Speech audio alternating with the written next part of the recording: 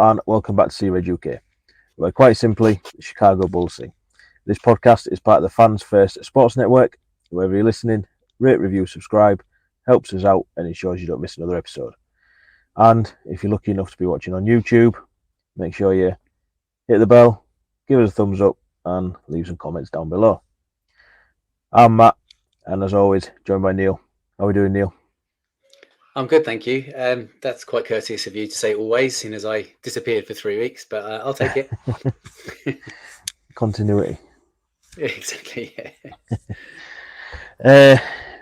yeah. I take it you're just as tired as me then. I'm actually not doing too bad. Kind of partly because I was poorly for a couple of days, so I spent 2 days pretty much between the couch and the bed and the restroom. But yeah, that's so I've actually quite well rested. I'm not too bad, but I'd say tomorrow after tonight I'll be banjaxed. Yeah, obviously, as we're recording this, it's bang in the middle of a back-to-back, which we'll get into the first part. So when you do listen to this, chances are we've already played Nuggets as well. So yeah, you just have to deal with it. We're kind of struggling a little bit with scheduling that way. Yeah, it's difficult when you're kind of working in the daytime and then trying to squeeze in the reviews of the games, but we'll get there. Yeah, so we'll get into it. Obviously, last episode we put out just before the Spurs game, and we beat Spurs 121-112 to go on that 4-game win streak. And first half didn't look like it was going to happen, did it? No. And then second half, we just sort of turned it around and ended up getting the win. Yeah. Obviously, our first chance to look at Wemby.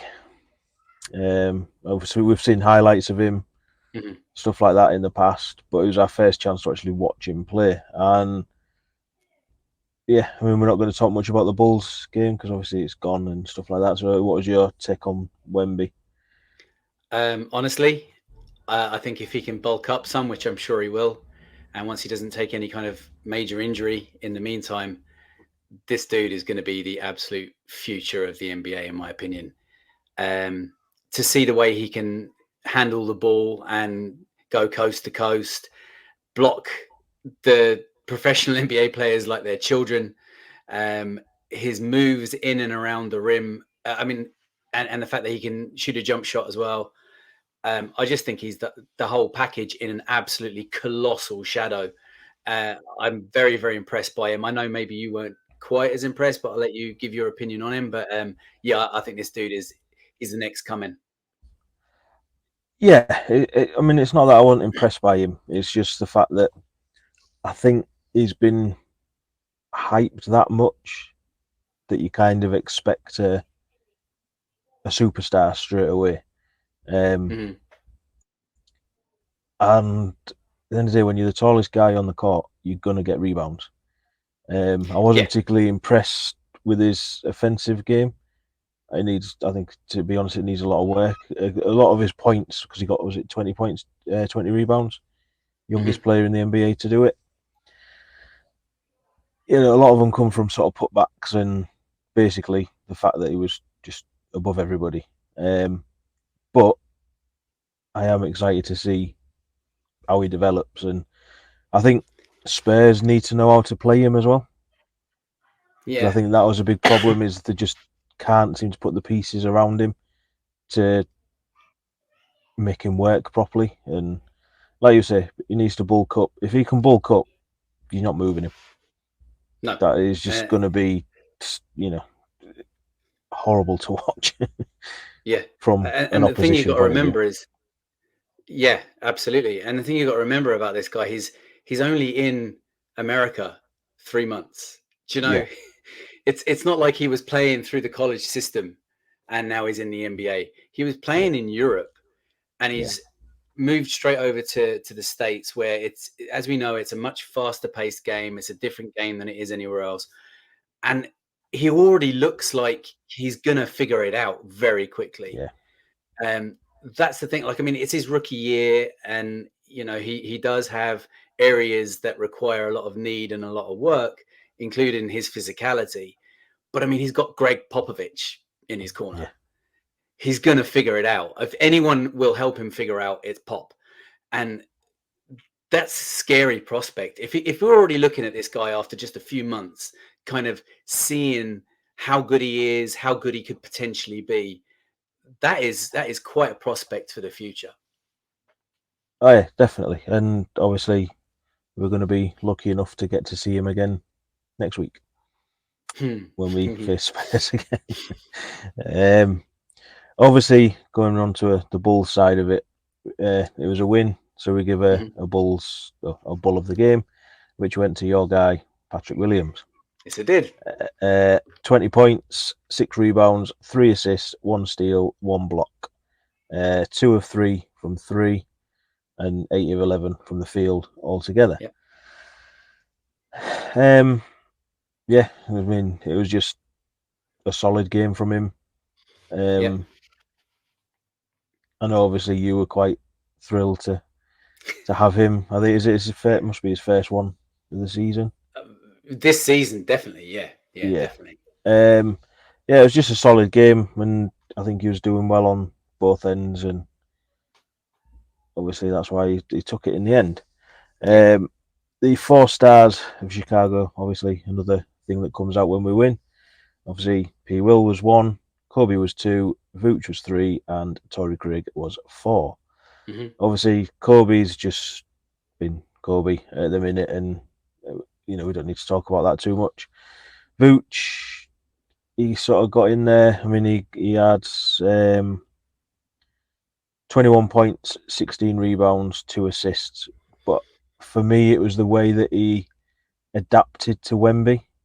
He sort of realised, I'm bigger than you, so you're not pushing me around. You're not. Yeah, you might be able to shoot over me, jump over me, whatever, but you're not going through me, basically. And just sorted it out defensively, I thought. And Torrey Craig, she was just hustle won it all from him. Hustling threes. Yeah, 16 points, 8 rebounds, but obviously 5 of 7 from 3, and doing he did. And yeah, he was basically looked at Kobe and said, "Hold my beer," didn't he, with that one? Yeah. So yeah, I mean, not a lot more to add to it from me. I don't know if there's anything you want to add to that game. I just want to give one little shout out to Kobe for having the guts to drive in towards Wemby and shoot a shot over him. I mean, he just arced the shot over him and scored it, and that just goes to show the confidence that Kobe White's playing with right now. DeMar did it as well, didn't he? He did, yeah. Basically, just went. But I mean, DeMar will shoot over anyone. Down. yeah, as we'll get into in a minute. But for Kobe to do it was telling, I thought. Yeah, and obviously on to last night's game then against Milwaukee Bucks, and the win streak come to an end with a 129-133 defeat after overtime. As we both said last night, we weren't mad at it. No. We expected it, or we expected a loss, possibly a blowout loss. I thought could have been coming, because we knew that Bucks were after revenge from a week ago, or whenever it was. Obviously, went into it without Caruso, which didn't help. But yeah, I thought there's a few times where it looked like Bucks were going to run away with it, and then all of a sudden we just dragged it back, and it actually looked like we could have won it. I know we only didn't take the lead until overtime when Torrey Craig hit them free throws, but the Bucks just didn't look fully in control. No. And it wasn't until that fourth quarter when Giannis become Giannis and was just getting to the free throw line. Some of them a little bit contentious, as always, but we know it's going to happen. And before that, obviously P. Will, I think, did a solid job of guarding him. And obviously the main talking points seem to be the fact that DeMar DeRozan goes for 41 points with 11 assists, yet cost us the game. Is the general sort of opinion that you seem to see on the socials at the minute. Because obviously backing him up was Kobe with 33 points, 6 rebounds, 4 assists, 1 steal. Obviously hitting 6 of 10 from the 3. How can somebody who scores 41 points and also dish out 11 dimes be a ball hog and cost you the game? Yeah, see, because it's the 11 assists, isn't it? Yeah, and I get it. I get where people are coming from with it, with the whole. He went ISO because he did. That's DeMar, but he wasn't ISO for the full game. He was, to me, the reason he was ISO is because apart from Kobe, nobody else was doing anything. The movement seemed to stop. The drive into the rim seemed to stop. So you know what's going to happen when DeMar sees that stop. He's going to think, well, what did he have? 30 odd points without his free throws. He obviously was feeling it. Yeah. Unfortunately, he just didn't feel it enough in the fourth to get us the win, because the fourth he went very cold. And obviously that allowed Kobe to come through. And then everyone's saying, well, Kobe didn't take any threes in overtime, or, DeMar went away from Kobe. And it's like, to me, it was more Bucks were defending Kobe. So DeMar thought, well, I can't go to him. And I can't go to Vooch because Vooch is doing nothing. I can't go to Ayo because Ayo's doing nothing. And if anything, if anything, it was Torrey Craig that was taking the shots, I thought, early in overtime anyway, before he found out. And it was Kobe that was getting the ball to him. So the ball was going through Kobe. Because the amount of times you saw Kobe go to the rim and you think, right, he's going for the layup. And then he'd just drop it to Torrey Craig, who couldn't get it in. So, yeah. What was your sort of quick take on it? Yeah, to continue on there from what you were saying about Kobe as well, the amount of times he drove the lane and did a wraparound pass to the 3-point shooter as well on the baseline. That happened quite a few times too.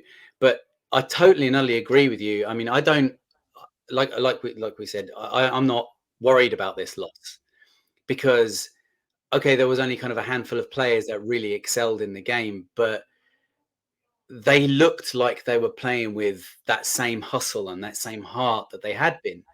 So to do that, take it to overtime, stay reasonably close with the Bucks for the most part, apart from a few little stretches, and lose in overtime by only 4 points. I'm not angry at that. No. Do you know, I'm not angry at the fact that they didn't make it to 5. I mean, how many years is it since they've made it to 5, a 5-game winning streak anyway? It's 2 years since we made it to 4. Exactly. Yeah. What was it? February last year or something? Yeah. February a year ago. Yeah. 21. Yeah. Something like that. Yeah. Something like that. Well, anyway, whenever it was. Yeah. So, I mean, I'm not cross at this, but the Bucks could see that Kobe was a problem. And I think they kind of like us with Giannis, it's damage limitation. They were the same with DeMar. It's damage limitation with DeMar. So rather than trying to completely stop DeMar, and they got lucky because he went a bit cold, they decided to try and start stopping Kobe or force Kobe to do something different. And it worked. I mean, Kobe adjusted, fair play to him. As we've said, he started becoming a facilitator instead of a 3-point shooter. But I don't think it's just that the Bulls stopped going to Kobe or Kobe stopped shooting the 3. I think the Bucks just started to contain him more. And we had to change the game plan a little bit. And the game plan almost worked, but just didn't quite make it. Yeah. And I mean, when you look at the sort of team stats, like field goal wise, 114 from Bulls, and we made 47 of them. That's not very good. Not when Bucks are gone for 86, hitting 44 of them. Yeah, it's a big difference. And that's not on DeMar, and that's not on Kobe. That's on everybody else. Yeah. Because from 3-point, we both hit 15. They took 37. We took 34. So that's quite even. Free throws. Now, this is, you can't win a game, as we've said before, when you lose the free throw battle the way that we did. I mean, they got to the line 37 times, hitting 30 of them. We got to the line 25 times, hitting 20 of them. Mm-hmm. So there's 10 points straight away. Yeah. Do you know what I mean? And that's the difference between going to overtime and not. And that was the difference of Giannis. And like I say, to me, P. Will did a good job on Giannis and managed to put up 15 points and 7 rebounds. You know, shout out P. Will. But you know, we There's murders going on in the house somewhere. you know, like Apologies. we actually out rebounded them as well. Which, do you know what I mean? So the reason I'm not mad at it is because the effort was there.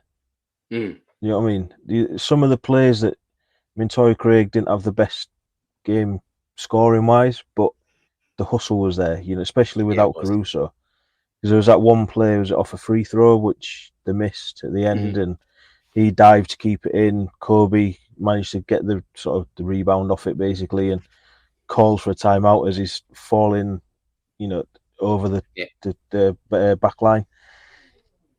It's fantastic. You know, that's the sort of stuff you want to see, and that's to me why I'm not mad at it, because we actually look like an NBA team. Yeah. And we're doing it hard at the minute as well. You know, just in 2 players, people seem to forget at the minute that we've got 60 million in talent sitting, rehabbing. Mm-hmm. How many teams could go through that and have still look good? Yeah, and have a winning record at the end of it. I know we haven't got a winning record, but that's what I mean. How many teams would come through with a winning record?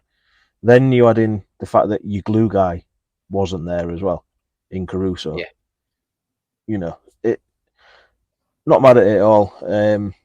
It was a completely different type of loss to the losses that we were getting, where, you know, we were going down big, getting it back, going down big, and just running out of energy. So, obviously, a few other quick pointers before we move on. Vooch is just too inconsistent at the minute, isn't he? Mm-hmm. You know, like last night, all right, he gets his double-double, 14 points, 10 rebounds, but he was 6 of 16 from the field.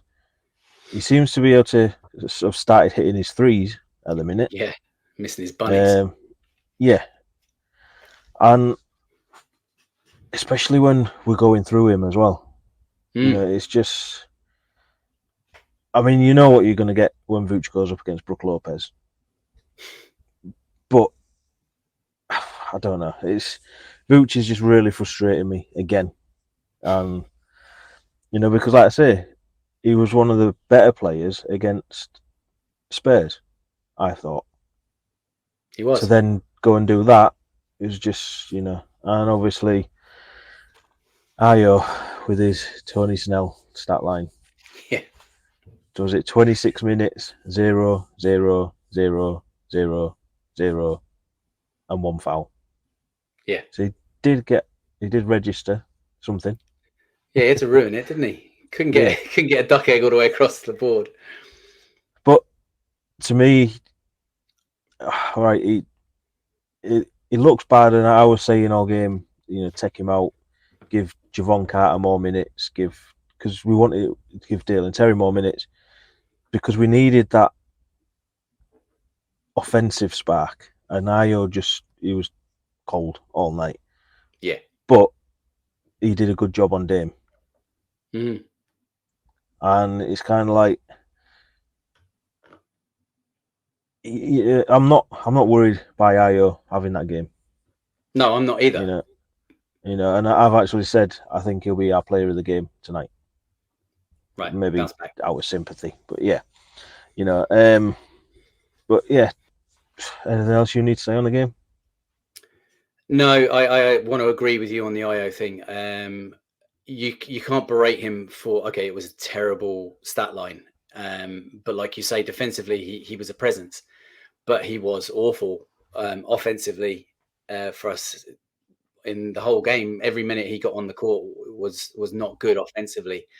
But Ayo has been far better this year. He's been much more like the Ayo we had in year 1 and year 2. And I'm not going to berate the guy from one game. Do you know? I mean, if he goes through a spate of 2, 3, 4, 5 games where he's getting very little and we're seeing very little productivity out of him, well, then he needs to go back on the bench and sit further down the bench. But right now, no, I'm not gonna be out on him after one game. Yeah, and obviously, the title of this episode is Two Man Show, and it was just basically because it seemed like there was only two players that were going to get anything done in that game last night, and yeah, let's say just not mad at it. It's a loss. I think it's a, what do they call it, a scheduled loss. Right, expected it to be a loss. Yeah, and obviously it kickstarts this rough spell that we've got coming up. But yes, it does. Yeah, carry on playing like that, and maybe not as rough as people are expecting. So I don't know. What do you want to talk about next? Your little thing, or go into the latest news? My little thing, as in you've got the banners, so yeah. So we'll go with this one then. That's little announcement. Yeah, little announcement from the NBA and more so Team USA today, which is quite exciting for us living on this side of the water. Team USA have announced that they will be playing 2 games on the way to Paris against South Sudan and the German national teams in 2024 in the, what's it called these days? Not called the Millennium Dome anymore, is it? O2? The O2 Arena, is it? Yeah, one of them. You can tell I've left England a long time, can't you? Yeah, so that's quite exciting. And also, obviously, South Sudan, their president of the SSBF, is Luol Deng, our very own Luol Deng. So he's going to be a big presence there as well as part of that. So we're very excited to maybe potentially be able to get a ticket and get there. I'll have to catch a plane as well, but at least you can just go for a drive. So for all our UK listeners, you're used to driving to London. What are you talking about? Yeah, but not in my own car and actually having to pay to drive into London. Ridiculous. Well, I'm sure if you get the opportunity to see some NBA talent and some German talent as well, for that matter, you'll make the effort. The world champions. Yes, the world champion German team. Yeah, hard to argue with it. Yeah, yeah. So tickets go on sale. I think this Friday is it 9 o'clock in the morning? Friday, 1 p.m. Oh, was it 1 p.m.? Okay, so it's on Friday at 1 p.m. So I'm sure we'll be trying to get in the queue for tickets for one of, if not both of the games. I don't know. Depends on price, I guess. And see what happens from there. If it's anywhere like or anything like trying to get tickets to the Paris game last year, it's going to be a disaster. But we'll try anyway. Yeah. I think they've put it at 1 p.m. because that suits the Americans more with the Eastern time. That makes sense. Yeah, obviously with them playing in London and the amount of Americans that are probably not going to come over, why not put them on sale at a decent time for America? Well, it's a bit of a nightmare at 9 o'clock for me anyway, because I'll be doing a school run. So 1 o'clock probably suits me better anyway. Yeah, hopefully I'll be finished work by then. So obviously there was that announcement, and Bulls have come out with an announcement themselves just before we started recording, which has kind of thrown us because we weren't going to talk about it. No, but I mean, it's one of those things you have to kind of acknowledge now when it comes out just before recording, of course. Yeah, and I'll try and get the sort of proper release up. I have it here actually. So they've basically announced that they're going to be doing a Ring of Honor for and the inaugural class that they've named is 13 individual players plus the entire 95-96 team, the 72 and 10 team basically. Yeah. So they've all been announced. So I actually have the list of players if you want me to read it out, or do you have it? You want to read it out? I've got the thing up now, yeah.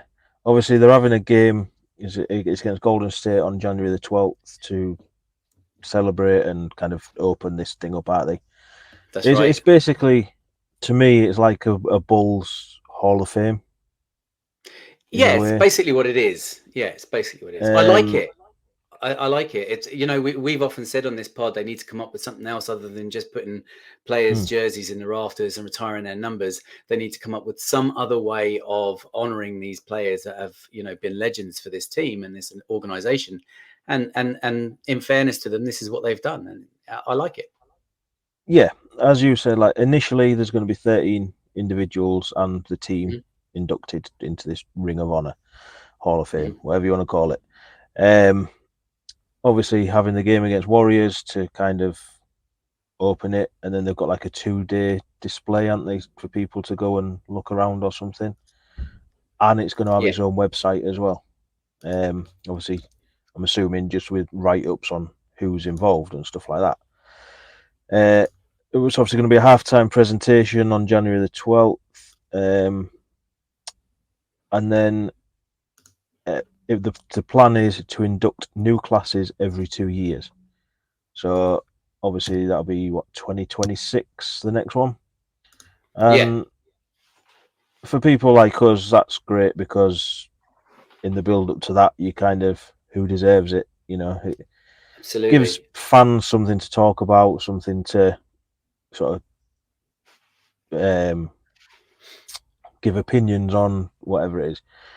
And obviously, the sort of criteria, it says, additionally, all honorees must have demonstrated high character and integrity, both on and off the court and throughout their playing career and retirement. They've got to spend at least 3 years or 3 seasons with the Bulls and retired from the NBA for at least 3 years. So when people are asking, where's D Rose? Well, as far as I'm aware, D Rose is still playing. So I think people on the socials have seen the headline and straight away, why ain't he in it? Why ain't he in it? Well, read about it and you'll find out. So if you go through the players that are going to be, or the individuals. Yeah, sure. So the 13 individual Bulls legends are Artis Gilmore, Phil Jackson, Michael Jordan, Johnny Kerr, Dick Klein, Jerry Krause, Tony Kukoc, Bob Love, Scottie Pippen, Dennis Rodman, Jerry Sloan, Chet Walker, and Tex Winter. Yeah. Not a bad first class. That is a pretty decent inaugural class. I mean, it's pretty obvious why, the majority of them. Of course. Obviously, some Bulls fans may not know who all of them are. People like, obviously, Johnny Kerr, possibly. I mean, obviously, we never saw the likes of Jerry Sloan, but we know what he means to the organisation. Obviously, all 4 players whose jerseys retired are going to be put into it, which you kind of expect.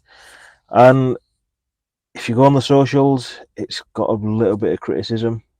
People saying it, why are we living in the past? Why are we we need to get this team winning now, not remember what happened, and it's from some pretty prolific creators, should we call it? I'm not going to name names because I'm sure everyone will see it in their own time. And look, everyone's entitled to their own opinion, and I get it. There's a lot of frustration around this Bulls team at the minute, but like you said at the start, we've been saying for a long time, how do you remember the sort of the legends without retiring the jersey? Yeah. And what do Bulls come up with? This. Yeah. And I like it, and at the same time I don't like it because I do see the argument from the other side. But this has got nothing to do with the on-court product. No, it doesn't at all. And like I say, moving forward, I think people will get used to it, and there'll be that little bit of excitement in 2 years' time when you start saying, "Well, Joakim Noah's got to go into it. Probably Horace Grant probably goes into it. Do you know what I mean? And you sort of start going through, and then eventually, when players like D Rose do retire, Zach, dare I say it, retires, Demar, because he's going to have spent 3 years here. You know what I mean? These players, they're not bringing any success, obviously, because the lot that are going in initially are bringing the success or brought the success. But you kind of getting a chance to look back at what they did actually do, how much they did actually mean to the organisation, and to me, I like it, but at the same time, I do kind of not like it. And to play devil's advocate a little bit, because like I said, I do like this. I like the whole concept behind it. I like the way they're honouring the players by doing something different. I like the choices that they've made so far. The only argument I would have, or counter argument I would have, is why now? And that is possibly what's bothering people more so. More so than the actual case of let's concentrate. Why do it at all? I think it's more of a case of why do it now. Let's focus on the product that we have now. Let's focus on the issues we have at hand now. This could have been done in the off season. And that's the only thing I would say about it. But it's because of the little tweaks that they've added into it, like the honorary game against Golden State, and the fact that they want to have the, like you say, the little museum in the atrium. That's all got to happen while there's bodies walking through, right? Or else, how can they make any money out of it? Yeah, and you look at it a different way as well. We're playing Golden State in that game when they're thingy in it. Who is Golden State's coach? Yeah, exactly, Steve Kerr, and he's one of the members. Yeah, so he's a member from the 95-96 team. Yeah, and probably somebody that you talk about for in 2 years' time getting inducted. Yeah, as an individual. Yeah, absolutely. Actually, that's a good point that you make there. I wonder, will they honour individuals as well? The fact that they've honoured the 95-96 team because of that record. Will they take players out of that individually and honour them in the future when they are retired, or 3 years after they've retired or whatever, and give them an individual honour? Yeah, I mean, I guess that's, if it's somebody like Steve Kerr, you can kind of understand why they'd get the individual recognition because of the whole 3-point thing, and he's a name that people remember, but there'll be names on that team that people were like, who? Yes, definitely. Definitely. So I think, it's going to be a talking point for, and like you said, why now? But then it's like I said, it's nothing to do with the on-court product at the minute, is it? Not really. Obviously, we've spoke with Dan Moriarty. I don't know how much input someone like him's had into it. Obviously, been VP of marketing, but this is the off-court staff doing their thing, isn't it? The behind-the-scenes people doing their thing, and it's great for the content team as well because it's giving them content that is away from what we have been seeing on the court. We all want the on-court product to change, and this kind of does distract from it maybe, but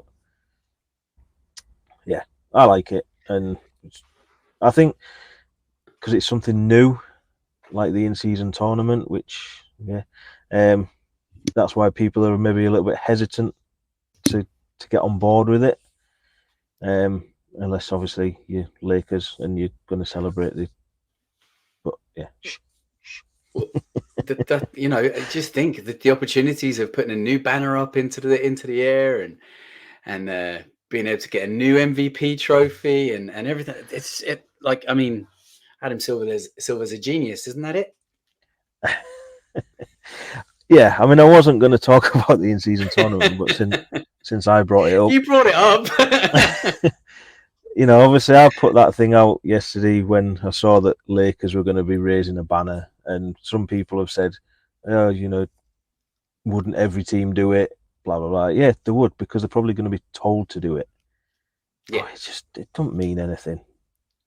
The way Lakers were celebrating it was cringy. The way, I mean, it winds me up when they wear goggles anyway to celebrate.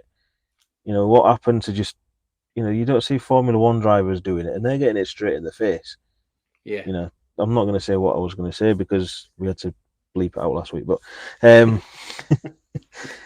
you can probably imagine where I was going with it. And it's cling film or whatever, the tape stuff all over the room so that they don't make a mess of it, and it's just like, you didn't need all that, not for the in-season tournament. It was just, and yeah, I get it. If Bulls had won it, I'd probably be thinking different, but no. I just can't get on board with this in-season tournament at the minute. And I think the thing for me with Lakers winning it and their celebrations and everything was, I'm sure a lot of our listeners have seen the footage that was put out there of LeBron 2 years ago when the seed was first planted of this in-season tournament. It was on the cards. It was potentially going to be happening, and he sat there and he absolutely criticised it from a height and said it was a terrible idea and nobody cares about something like that. And fast forward 2 years later, and they've won it, and he's got MVP. Deservingly or undeservingly is for somebody else. But he's got MVP. They've won the in-season tournament, and it's being celebrated like it's the world championship. I mean, world champions, not for me. Yeah, because when you're a world champion. Come on, keep up. Yeah. Anyway, we'll talk about it next year when Bulls try and win it. Yeah, maybe. Yeah, we'll like it if the Bulls win it. Yeah. Right. I've got a question for you that I was going to ask you on the last episode, or I've been meaning to ask you for a few weeks now. And it's a bit of a multi-part question. And early days, I know, we're just over a quarter into the season now. In-season tournament's out of the way. Can I just stop you for a second? We're going to have to start turning this into a segment, because every podcast lately you keep going, actually, I've got a question for you. So we're going to have to make a segment out of this somehow. Yeah, well, it's just, I've been meaning to ask you privately, so why not ask you now? Go for it. In front of everybody. Right. Obviously, we've had this start to the season, however you want to describe it. We've kind of seen the whole thing with Zach and the possible trade coming up, blah, blah, blah. We know other players that are sort of in and around the conversations have been moved, the rebuild, the retool. But the first part of the question is, what would be a successful season for you now, having seen the way we've started? Do you know what? It's a really tough question to answer because of where we're at. If you ask me that at the start of the season, I probably would have given a very different answer. If you'd asked me that 2 weeks ago, I certainly would have given a very different answer. But where we are now, and how ironically how far or how close we are, should I say, to actually being back in a position of contention for the playoffs, I kind of guess it changes for me. Play in. I guess it kind of changes for me again. That's why I said in contention for the playoffs, because you get through the play in, get through the playoff, right? But so I suppose to answer it from where we are right now, and if you ask me again after this next difficult run, it could be a different answer. But from where we're at right now and the way we're playing, regardless of wins or losses right now at this moment in time, and just going off the back of the way we are actually playing on the court, I suppose I would gauge success closer to the way I would have done at the start of the season right now, which is I'd like to see them get into the playoffs and win at least 2 games, because that's progression. But I don't see how that benefits us in the long run, and that's the problem. Mediocrity is the issue for this team and has been for so long. And unfortunately, doing that isn't successful long term, because it still leaves us in a position of mediocrity. So I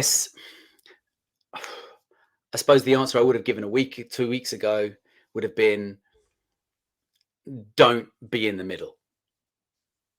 And at that stage, climbing the ranks was almost impossible looking. Now it's slightly less impossible looking, but I don't want to tank. I'm never pro tank, but at least don't do just about enough to put yourself out of a possible build for the future.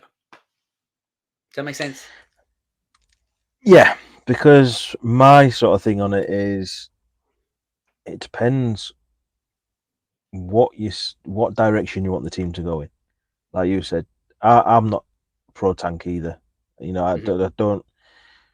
To me, if we're going through the direction of building around the Carolina boys, you know, Kobe and P. Will, which is obviously the way people seem to be trending at the minute. Obviously, you move the players like Zach, DeMar, a lot of people saying Vooch. If you're going to build around them and let them basically have the keys to it all for this season, you're gauging the level of success on where them two players get us to. You know, so if they get us to the play-in, fantastic. If they get us, obviously, to the playoffs, even better. However, if we end up going the opposite way, all they're learning is how to lose. And to me, that's not a success. And then you don't build around players that have got a losing, not a mentality, because nobody's got a losing mentality, but a losing, I don't know what the word is, sort of. It's the norm. Yeah, that's all I know is how to lose. Teams like Pistons, for example, you know what I mean? They've got great young core, but all they know is how to lose at the minute. They've got nobody there that can turn that, you know, unless they get the trade for Zach, fingers crossed. You know, they've got no players there that, I know Zach's not necessarily a winning player, but that veteran presence there to sort of pull them out of this slump that they're in. Whereas at the minute, Bulls do with DeMar, I think. You know, so this young core that we've got, we do have the vets, but obviously it seems like we're going to move on from them vets. And it's like, well, which way do you go then? You know, are we trying to tank? Are we trying to get win now players in, as the latest report has come out from, is it Hoops Hype or somebody, which I don't pay much attention to anyway. Yeah, so for me, if we're going to let Kobe run the show, if Kobe's now the face of the franchise, which he seems to have been for the last 2-3 weeks now, success has got to be sort of, the level of success has got to be taken from where him and P will take us to, I think. And like I say, I just don't want these two players to get used to losing. You know, a loss like last night, yeah, fine, fair enough. The effort was there from both of them. But yeah, it's just, we just don't know what direction AK is trying to take it, and that's why for me it's hard to say what a successful season is going to be, because some people are going to say tanking is a success, because we get a pick in a weak draft next year. Great. Do you know what I mean? To me, that's not a success, because I don't think this team can rebuild through the draft. That's just my personal opinion. Historically under this management, it hasn't been great, has it? No. So obviously, I'll ask you that question again, maybe when the trades have gone through and we actually know what we've got, maybe what direction we're going in. And speaking of trades, one last question, because it's doing the rounds at the minute. Would you trade Alex Caruso? This one now is quite an annoying and difficult one to answer, because, like I said recently, why would you trade away an asset that brings such a level of mentorship and experience and hustle and understanding and knowledge to these young guys that are going to, like, I mean, it's all good and well, like you say, passing the keys over to the young lads and saying, right, show us what you can do. If they don't have some level of mentorship, they're just going to be driving around in circles. They need guidance. They need someone to kind of say to them, well, look, that was great, but if you just do this, or if you try that, it will be even better. Or, do you know, that doesn't really work, guys. Maybe we should try something else. Someone like that has that experience and has that respect from the young guys, because you can see how much respect they have for AC when he's talking to them on the sideline. You could see it last night, even when he wasn't playing. Yeah, absolutely. He was over talking to them more so than you couldn't even see Billy talking to them, but AC was over talking to them. He was nearly on the court as well, wasn't he? Yeah, absolutely. He's lucky he didn't get a tech. But yeah, so that side of it is it's so worth keeping. It's so valuable to this team, especially if we go in young core, right? However, I get the argument, and I said this the other day, I get the argument that people are making. I really, really do. I'm not stupid. I understand that his worth right now is probably at the absolute peak of his career and will never go any higher than what he's worth right now. He's got a year left on his contract. Does he walk at the end of that? Do we miss a trick by keeping him for a year and then that's the end of it? He walks anyway. I understand all that. And I guess that's the job of upper management, to sit down, have a conversation with AC, and kind of say to him, look, what do you want? What do you want out of this? Do you want to stick with this and help us grow? Or would you like us to release you somewhere else? And let Caruso have that chance to go and win a ring. But the thing that a lot of people seem to be forgetting is, I understand people saying, oh, let DeMar off to get his ring, let Zach off to get his ring. AC has a ring. Yeah. He has one already. He's a world champion. Get that? World champion. So he already has that. So he may very well feel like he wants another one, and fair enough. But he also may feel like, well, no, I've done that. I want to be part of something else. And we don't know how AC feels on it, so we're all jumping around making a decision for him or making a decision for the club or the organization. And we don't know the full story.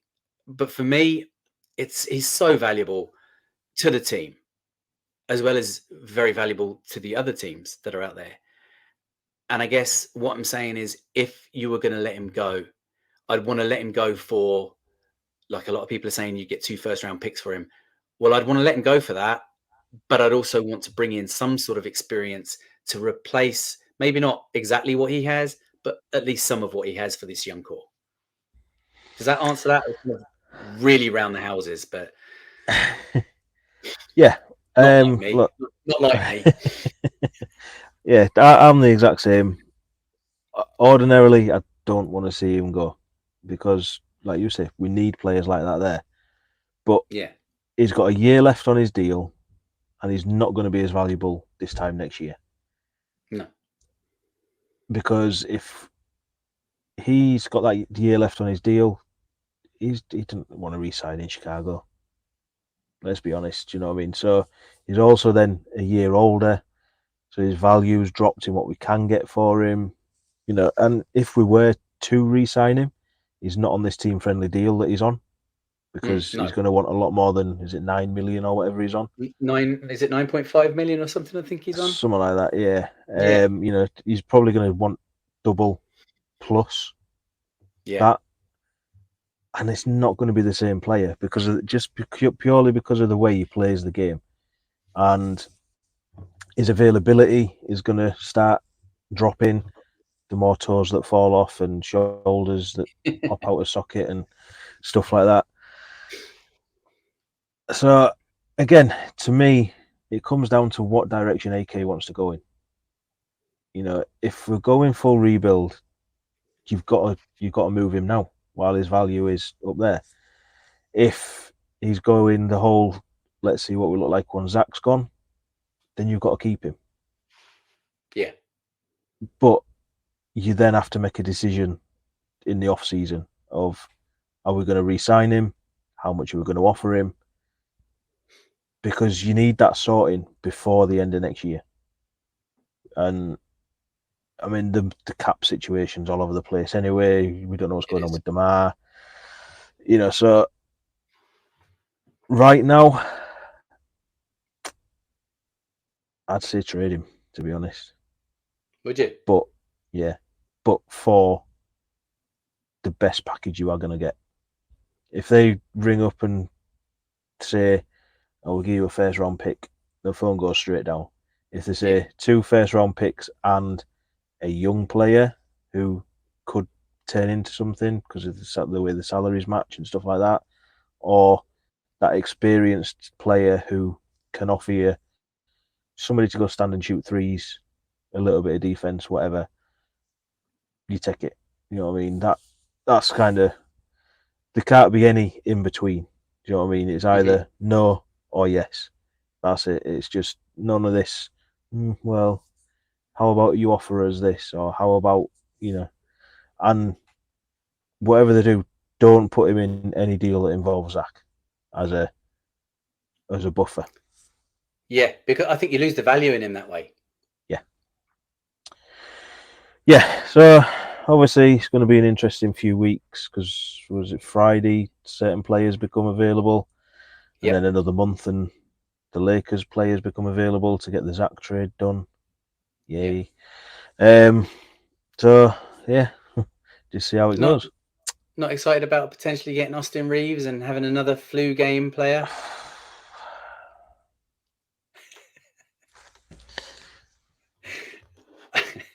You still there? On the plus side, on the plus side, if we got Austin Reeves and we get tickets to this Team USA thing in next year, there'll be a bull on the team. Maybe. True. That's the only positive. Well, I don't know though. I mean, this is the Team USA that's going to be going back to old, isn't it? This is the one that's going to be headlined by LeBron and his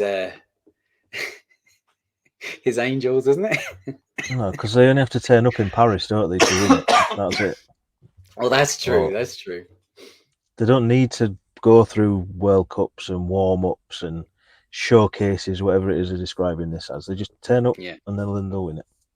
Yeah. Let the young kids come over, they excite the fans and win nothing because it's a nothing game. And then they turn up and win gold. Good old LeBron. That's all it takes. Anyway, just quickly, obviously, Windy City had 2 games over the weekend. They beat Wisconsin Herd 110-102 on Saturday. Neill and Terry, 25 points, 4 rebounds, 7 assists, 2 steals, 1 block, 4 of 7 from 3. Adama Sanogo, 20 points, 15 rebounds, 3 assists, 2 steals, 1 block. They backed that up on Sunday with a loss to Motor City Cruise, 115-113. It was a slow start, cost them that one. They were down 41-19 at the end of the first. Ouch. And then they only lost by 2 points. Bulls Sounds basketball at its finest. Dale and Terry and Julian Phillips were back with the big Bulls at that point. So Adama Sanogo, 13 points, 13 rebounds, 1 assist, 2 steals, 1 block. And Onralph Bittim did make his return as well. I think he got about half an hour, 12 points, something like that. I did see a comment about Sanogo, somebody saying call him up, put him at the 4. No. Not ready. I'm not saying he's not ready, but where does he get the minutes? That's the thing. You might as well just leave him down there, just let him destroy the G League. If at any point we decide we're going to sit Vooch or Drummond for a game or to have an injury, call him up, give him the minutes. Fair enough. But don't call him up to try and mess the rotations up of fitting him at the 4 or, moving P. Will to the 3 so that he can get minutes at the 4, because it's not where he's playing. To me, you just let the momentum run. And it's the same with Dale and Terry. I want to see Dale and Terry get minutes tonight against Nuggets, the same way he got minutes last night, because he's first quarter minutes. Yeah, he didn't do a lot, but he got 11 minutes, and you just got to keep it going. Same with it, like we said, absolutely. You've got to let them play through the mistakes. Dale and Terry hit a 3 last night and then missed that wide open 3, which we could have done with. Mm-hmm. Don't sit him because of it. Let him go out there and figure it out. Yeah. Because you don't want them to feel punished for missing, because all you're teaching them then is to not shoot. Yeah, as we've gone through. Yeah. I mean, did you see that article from Will Gottlieb? Just quickly, the way he spoke with the development staff, and I haven't actually read the article yet. I saw the article. I haven't read it yet. Yeah, it's quite an interesting bit in there about Dale and how Peter Patton is really going at him with his shooting and stuff like that. And, well, I mean, what was it? 4 for 7 in against the Herd. Yeah. To see, and do you know what? His shot looked all right as well, shooting them. It looked elbow like was in. Yeah, it looked good, and to see that's great. And that's what I mean. If you read that article, it tells you how Peter Patton's getting him to do it, and they've got this system. I can't remember what it is. That tells you what the perfect shot should be, and like Dale and Terry will be saying, "I got it," and Peter Patton saying, "Yeah, but you want the perfect shot. You need to do this." So he is constantly. Apparently, there's quite a lot of, chirping going on with it all, and all obviously in good nature. But it's worth reading if obviously for you and anybody who hasn't read it. Just quickly, obviously Nuggets tonight, still going for a loss. Yes, absolutely. Yeah. Especially after the overtime last night. Yeah, I've changed my mind. I'm going positive. I'm saying we win it. Well, one of us is going to be right. Exactly. Hopefully me. And then obviously we've got doubleheader against Heat to end the week. Obviously we're not sure if we're putting another episode out. We'll maybe try and cover the Nuggets game at some point, but yeah, obviously what are you saying for the Heat games? Split them. I'm sticking with split them. Yeah, I'm going lose, win. Okay, you actually want me to? Well, sure, I'll flip it then for the crack. Win, lose. Right. Yeah, so obviously it was a bit of not a rushed episode, but we had to change what we were going to talk about, and obviously scheduling wise, it's probably doesn't make any sense why we're talking about Spurs when we're getting ready to play Nuggets, but hey, nothing makes sense with this Bulls organisation, so it is what it is. Why should it's better than not putting anything out there at all, right? Exactly. So with that, it's bedtime for me, and then I'll be up again in 3 hours to watch Bulls. Obviously, I always appreciate everybody for listening, and make sure you leave us some comments and all the good stuff. And like I say, we may be back to quickly cover the Nuggets game. Don't know yet. It's all scheduling all over. But as always, I've been Matt, and you can find me on Twitter at MattCRedUK, and you can find us on all the socials at CRedUK. And you can find me on Twitter at NeillCRedUK. On behalf of both Matt and myself and the Fans First Sports Network, thanks once again to everyone for tuning in, whether you're watching or whether you're listening.